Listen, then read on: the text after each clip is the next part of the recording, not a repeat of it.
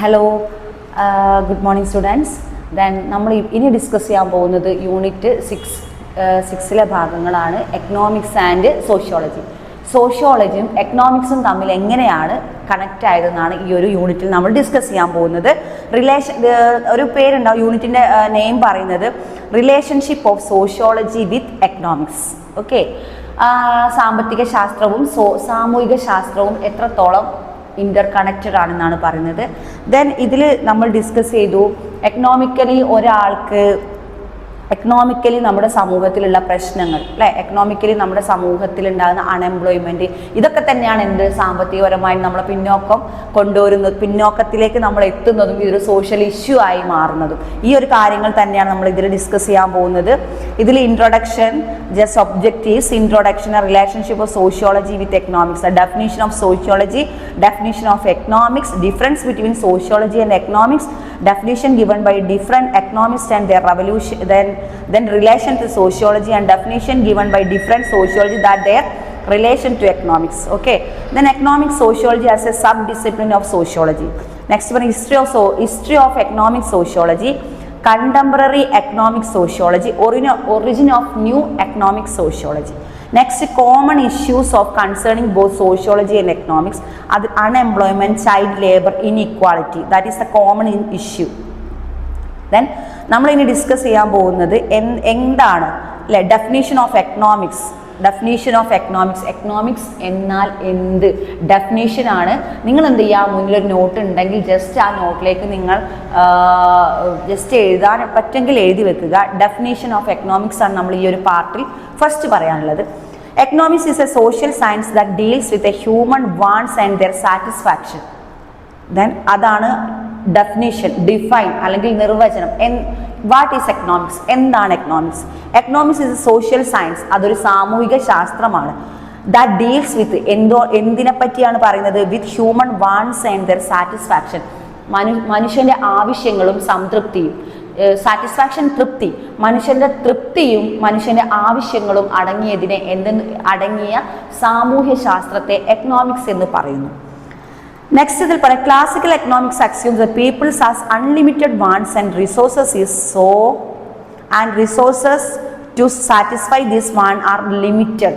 നമ്മൾ +2+1 കാര്യങ്ങളൊക്കെ സ്റ്റാറ്റിസ്റ്റിക്സും എക്കണോമിക്സും പഠിച്ച കുട്ടികൾക്ക് പെട്ടെന്ന് ഇത് ക്യാച്ച് ചെയ്യാൻ പറ്റും. കാരണം നമ്മുടെ ഹ്യൂമൻ വാണ്ട്സ് അൺലിമിറ്റഡ് ആണ്, നമ്മുടെ ആവശ്യങ്ങൾ അൺലിമിറ്റഡ് ആണ്. പക്ഷേ നമുക്ക് കിട്ടുന്ന റിസോഴ്സസ് ലിമിറ്റഡ് ആണ്.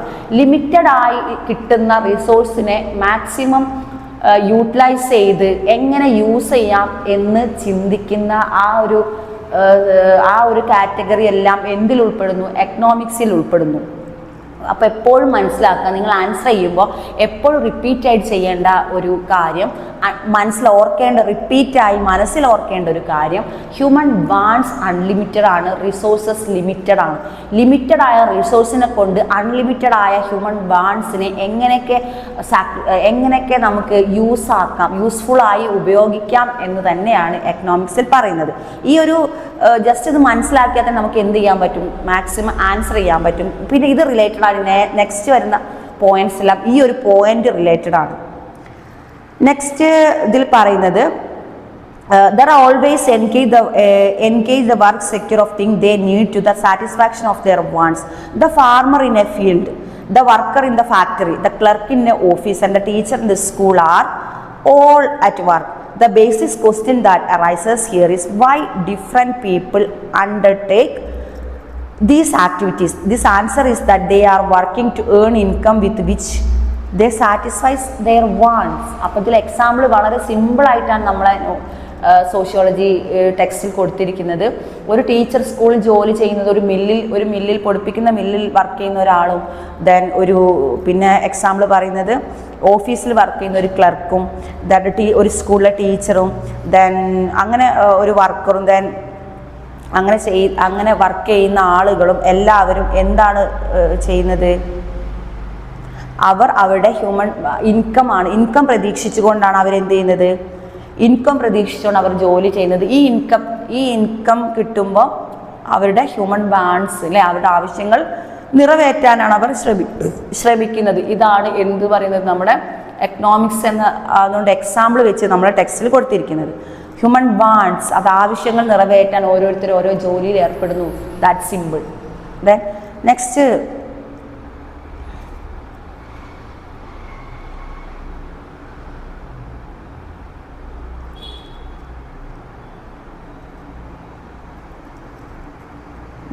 Difference between sociology and economics. അതിനു മുമ്പ് നമുക്ക് ഡിസ്കസ് ചെയ്യാനുള്ളത് ഭാഗം ഡെഫിനീഷൻ ഓഫ് എക്കണോമിക്സ് ആണ്. Definition of economics is A social, നമ്മൾ പറഞ്ഞു economics is A social science deal with the human wants and their satisfaction. Classical അതായത് ഹ്യൂമൻ നമ്മുടെ മാനുഷിക ആവശ്യങ്ങളും അവിടെ സംതൃപ്തിയും അടങ്ങിയ സാമൂഹ്യ ശാസ്ത്രത്തെ നമ്മൾ എന്തെന്ന് പറയുന്നു?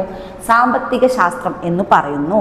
നെക്സ്റ്റ് പറയാം, people have multiple wants to satisfy. People's multiple wants include basic needs such as food, clothes, shelter and other needs like better education and better facilities, and according to the perspective assumed that there are so no limit for human wants, it is insatiable. അതായത് നമ്മുടെ human wants ഒരു choice ഒക്കെ പല ചോയ്സാണ്. ഇനി cloth ആണെങ്കിലും dressing ആണെങ്കിലും food ആണെങ്കിലും shelter ആണെങ്കിലും അതർ നീഡ്സ് ആണെങ്കിലും ലൈക്ക് ബെറ്റർ എഡ്യൂക്കേഷൻ ആണെങ്കിലും ഇതെല്ലാം എന്താണ്? മൾട്ടിപ്പിൾ ഇൻക്ലൂഡ്സ് മൾട്ടിപ്പിൾ വാണ്ട്സ് ആണ്. അതായത് ഒന്നൊന്നല്ല, ഇഷ്ടം പോലെ ഒന്നോ രണ്ടോ മൂന്നോ മൾട്ടിപ്പിൾ ചെയ്ത് കണക്കുകൂട്ടുകൾക്ക് അപ്പുറത്താണ് ഓരോരുത്തരുടെ human wants. According to the perspectives of this assumed that there is limit for human wants. It's when one wants get satisfied, another say that it is impossible to satisfy one's want. People earn money to doing people earn money. അതായത് ജനങ്ങൾ സമ്പാദിക്കുന്നത് ജീവിക്കാൻ വേണ്ടിയാണ്. ജീവിക്കാൻ അവർ ഓരോ ജോലി ചെയ്യുന്നു. Then economics is about to conservation of raw material into an unsaleable good called production. Of these goods called consumption and distribution of resources of society. അതായത് സാമ്പത്തിക ശാസ്ത്രത്തിൽ വേറൊരു ഭാഗം കൂടിയുണ്ട്. നമ്മൾ പ്രൊഡക്റ്റിനെ പറ്റിയും പ്രൊഡക്റ്റിൻ്റെ കൺസ്യൂമറിനെ പറ്റിയും അതായത് ഉൽപ്പന്നങ്ങൾ ഉപഭോക്താക്കൾക്ക് എത്രത്തോളം എത്തിക്കാൻ പറ്റും, അങ്ങനെയുള്ള കുറേ കാര്യങ്ങളും കൂടി എന്താണ് കണക്റ്റഡ് ആണ് നമ്മുടെ എക്കണോമിക്സ്, സാമ്പത്തിക ശാസ്ത്രം എന്ന് പറയുന്നത്. These human activities have two common aspects. First, they are all engaged in providing our needs, and secondly their needs for different goals to service. Okay, രണ്ട് കാര്യങ്ങളാണ് ഹ്യൂമൻ ബീങ്സ് പ്രിഫർ ചെയ്യുന്നത്. ഒരു കാര്യം അവർക്ക് ബെറ്റർ ലൈഫ് അല്ലെങ്കിൽ better നന്നായി സമൂഹത്തിൽ ജീവിക്കാൻ വേണ്ടി ഇൻകത്തിന് വേണ്ടി അവർ ജോലി ചെയ്യുന്നു. വേറൊരു കാര്യം അവർ സാറ്റിസ്ഫൈഡ് ആവാൻ വേണ്ടിയിട്ടാണ് ഇൻകം ഉപയോഗിക്കുന്നത് അല്ലേ. അവർക്ക് കിട്ടുന്ന ക്യാഷ് അവരെന്തിനു ഉപയോഗിക്കുന്നു? ഡ്രസ്സ് വാങ്ങാനും അവരുടെ ബേസിക്കൽ നീഡ്സിന്, ഷെൽട്ടറോ അവർക്ക് എന്താണോ ആവശ്യം ആ ആവശ്യങ്ങൾ പൂർത്തീകരിക്കാൻ വേണ്ടി ഉപയോഗിക്കുന്നു. അങ്ങനെ രണ്ട് ഘട്ടങ്ങളിലൂടെയാണ് നമ്മുടെ ഹ്യൂമൻ ബീങ്സ് സൊസൈറ്റിയിൽ ജീവിക്കുന്നത് എന്നാണ് പറയുന്നത്. Okay, the action of acquiring resources and spending is called economic activity. അതായത് ഇവർ വിഭവങ്ങൾ ശേഖരിക്കുന്നതും വിഭവങ്ങൾ ശേഖരിച്ച് അത് പ്രൊഡക്റ്റാക്കി വിൽക്കുന്നതും അത് യൂസ് ചെയ്യുന്നതിനും മൊത്തത്തിലുള്ള ആക്ടിവിറ്റിയെ നമ്മൾ എന്തെന്ന് പറയുന്നു? ഇതിനെ കോൾഡ് എക്കണോമിക് ആക്ടിവിറ്റി, സാമ്പത്തിക പ്രവർത്തനങ്ങൾ എന്ന് പറയുന്നു. Okay, then like he once called consumption good, then a few consumption good like air, sunshine and river that are available in the free coast, but most of goods are scarce. നമുക്ക് ദുർലഭമായിട്ടുള്ള ചില വിഭവങ്ങളും ദുർലഭമല്ലാത്ത വിഭവങ്ങളുണ്ട്. Air നമുക്ക് എപ്പോഴും കിട്ടുന്നതാണ്. വായുവിൽ അന്തരീക്ഷത്തിൽ ദൈവം അതായത് ഭൂമിയിൽ സൃഷ്ടിക്കപ്പെട്ടിട്ടുള്ളത് നമുക്ക് എപ്പോഴും കിട്ടുന്ന സംഭവങ്ങൾ. അല്ലാതെ സ്കേഴ്സിറ്റി ദൗർലഭ്യം അനുഭവപ്പെടുന്ന വേറെ റിസോഴ്സ് ഉണ്ട്. ഇതെല്ലാം കൂടി ഉൾപ്പെടുത്തി ജീവിക്കുന്ന മനുഷ്യൻ്റെ പ്രവർത്തനങ്ങളെയാണ് സാമ്പത്തിക പ്രവർത്തനങ്ങൾ എന്ന് പറയുന്നത്.